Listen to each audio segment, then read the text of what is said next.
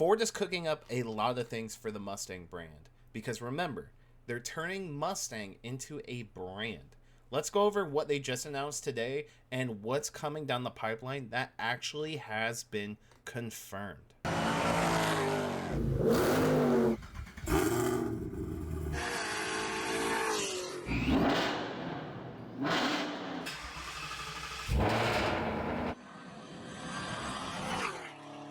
What's up, everyone? Hope you're having a fantastic day. We got a little bit of cool news today, probably more along the lines of a cool color, as you're seeing right here, Brittany Blue, and some interesting things that actually are confirmed. It's not rumors. So first off, Ford announced today that you can get a 60th anniversary Mustang that you're seeing here in Brittany Blue, which is a let's be honest, fantastic color.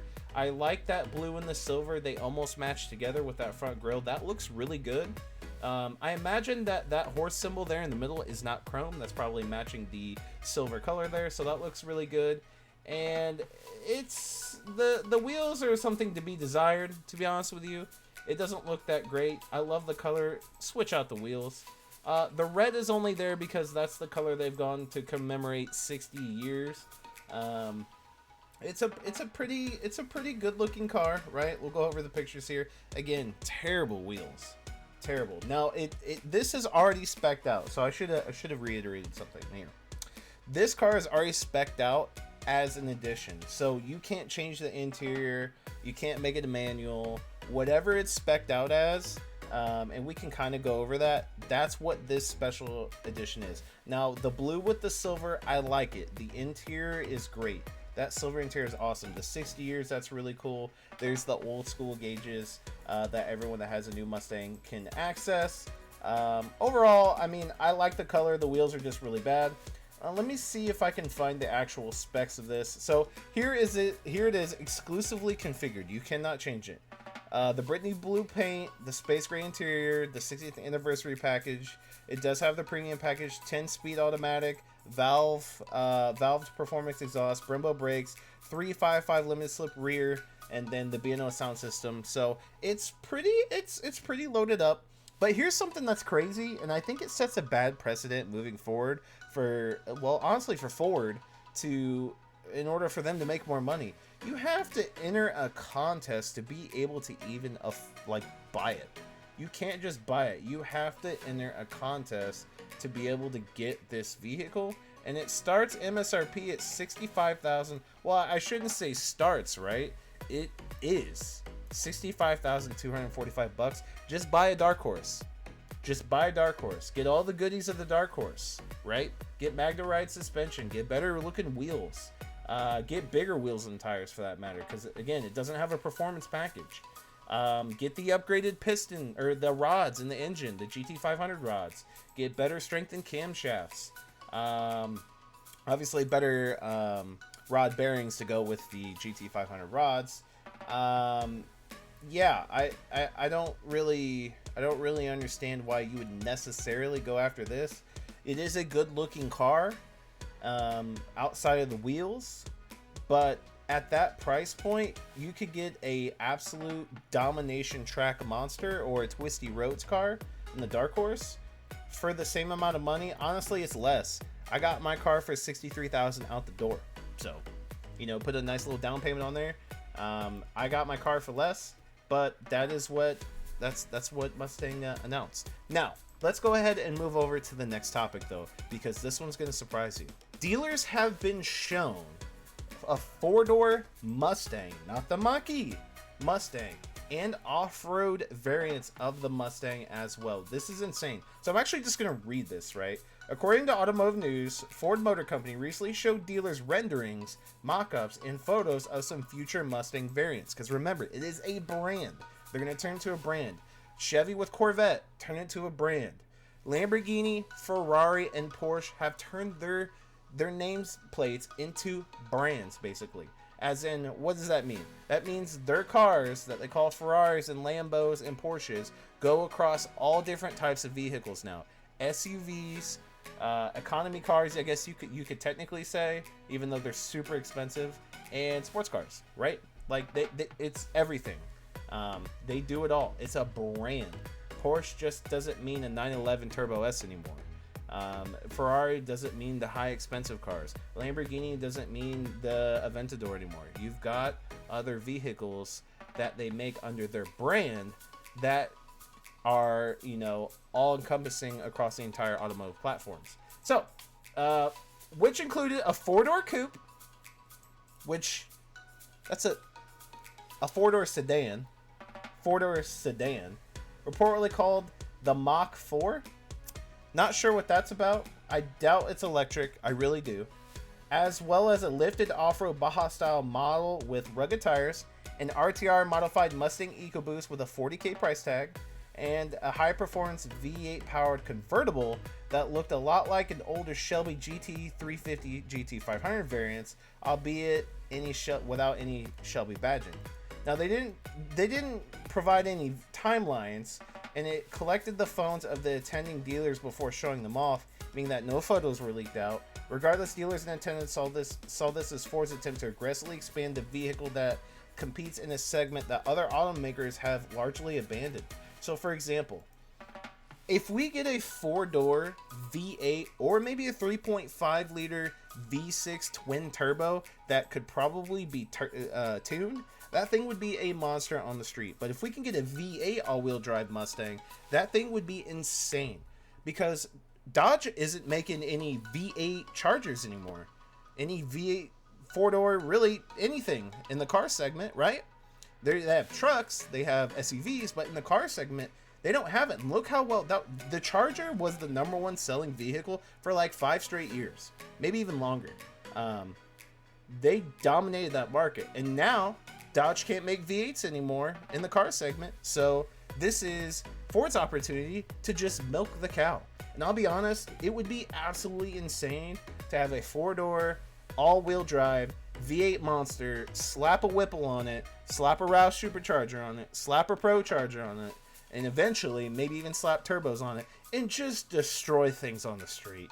It wouldn't even be fair, and it's something that I think a lot of people, even though you don't really hear about it, that's something a lot of people are asking for. That would be insane.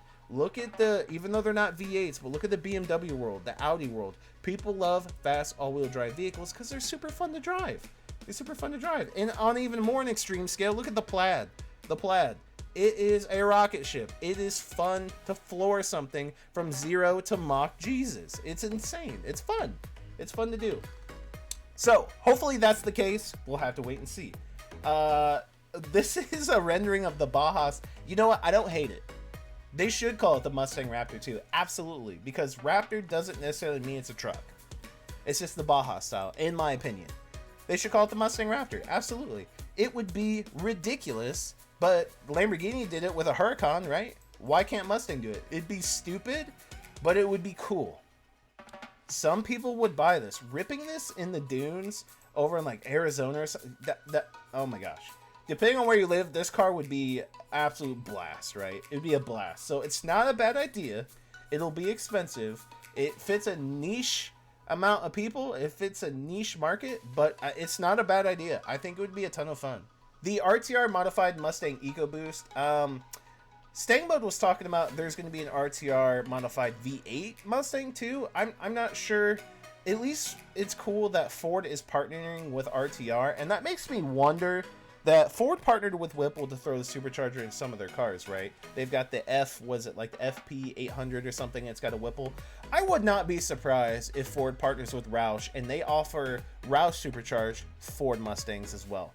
I wouldn't be surprised, because I don't think, or I wouldn't say I don't think, I'm pretty sure Roush isn't going to make the RS1, RS2, and RS3 Ford Mustang like complete package cars. They're just going to do the supercharger and the modifications that go with that. You know, they might come out with more stuff to make more power with the supercharger, more cooling, stuff like that, more modifications. But I think that they're just going to partner with Ford and do their supercharger on some Ford products, so Ford can literally just have so much stuff. You just pick and choose.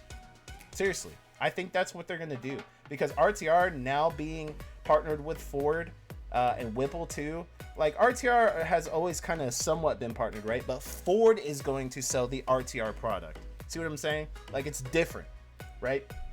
So we'll have to see. I would love to see more power out of the EcoBoost. Remember, the EcoBoost Mustang has a completely new engine, and it might put out way more power more reliably than the previous generation. If I remember correctly, they forged a lot of stuff. They forged a lot of stuff in that inline 4. That thing could be a monster. It could be a monster.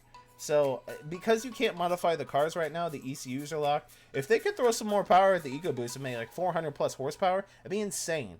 Especially when we don't know what the reliability of the engines are just yet. Because, again, you can't tune them. So, it could be a monster. It could handle 5. What if it can handle 600 horsepower reliably to the crank? We just will never know until the ECU gets unlocked. Or if Ford comes out with high horsepower EcoBoosts, and right off the bat, that just tells us, hey, this engine is capable of holding a lot of power. So, we'll have to see. I'm not a huge EcoBoost fan, but if the engine can hold a lot more power reliably than the previous generation, I think that's a win-win because those cars are light. Those cars are light. I don't really care too much about the convertible, so let's go ahead and just read a little bit more. So interestingly, Farley admitted that a four-door Mustang remained a strong possibility in an interview conducted just this past May, but also poured proverbial cold water on the idea of an off-road focused model at the same time. Weird. Meanwhile, RTR Vehicles just announced that it's teaming up with Fox as it aims to create pre-tilted, pre-built vehicles that it sells itself rather than just vehicle package that currently offers, which is installed at Ford dealerships. Interesting. So, there you have it. Let me know what you think about an all-wheel drive Mustang just in general. Make it a monster. A twin-turbo V6 all-wheel drive is fine.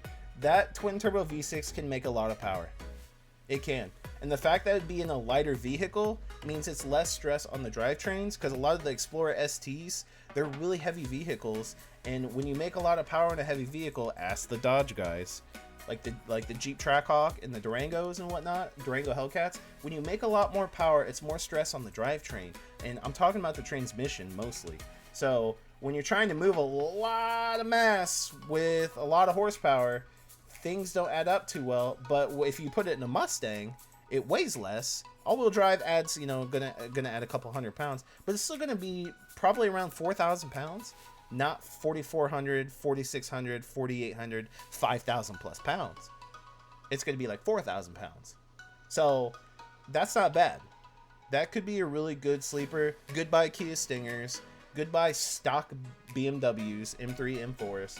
Goodbye a lot of pretty well-known street cars that don't make a lot of horsepower, make like 500, right, or so, all-wheel drive, but this thing would just blow it out. They'd blow them all out of the water. I'm excited for that. Hopefully we see something soon. What do you think about the Baja thing? I think it's cool. They should do it. Why not? In certain markets, it's going to be insane. Oh, and one last thing I forgot to mention is we've got new gauge clusters coming to the Mustangs, and it's the 1999 through 2001 SVT Cobra gauges. Now, I've been on the bandwagon. Well, I wouldn't say the bandwagon. I've been on the train, per se, of all the people saying that the next high-performance supercharged Mustang is going to be a Cobra. And I agree. I think there's going to be a Cobra and not a GT500, because it's going to pretty much be the same thing, right? Now, I know you can't compare the two in the past. Cobra, GT500 aren't the same thing, but what I'm saying is it's going to fill the same void for a supercharged car. So if we get a Cobra, which I actually hope we do, we probably won't get a GT500, and that's fine. I would rather have a Cobra. I think it's super cool. I might go get a Cobra and maybe not supercharge the Dark Horse. I don't know. Dark Horses are still very limited production. Not to say the Cobra wouldn't be, but the Dark Horse is still a rare vehicle. So supercharging it would be super cool. But I don't know, we'll have to see. But this is pretty cool. I'll probably do a short on the channel so you can see what it looks like. But yeah, let me know what you guys think about the future of Mustang. It's looking pretty good. So that's it with me. I'll see you guys in the next one.